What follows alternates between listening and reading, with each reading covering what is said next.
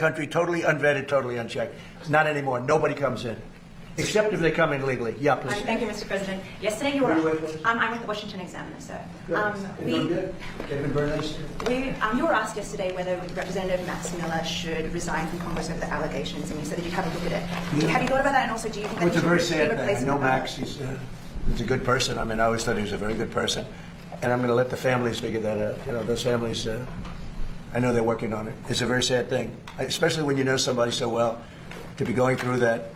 But it's accusations, and I'm going to let them figure that out. Yeah, please. Mr. President, did you sign off on Todd Blanche rescinding the anti-weaponization fund? And also, there are Democrats right now who say there's essentially two tax codes. There's the Trump family tax code and a normal people tax code.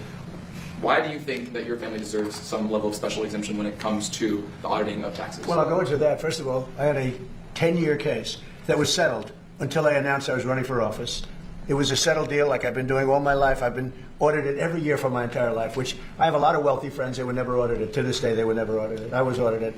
And my deal was settled. In writing, it was settled, subject to final approval. Then I announced I was running for president, and all they did was haunt me with it. They ended the settlement, and they went after me illegally.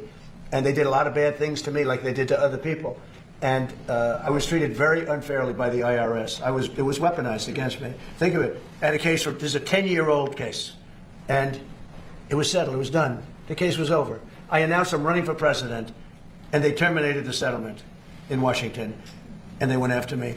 And what they did here was very, frankly, if you talk about reparations or if you talk about payment, what they did to me, I had a very good case against them. So this was a case that was settled, that when I decided to run for president, right at the beginning, this is a long time, it's been going on for a long time, they terminated the settlement, which is something that never happened before. We have letters from the biggest law firms in Washington saying that this case is nonsense, just like the Russia was nonsense. They weaponized government.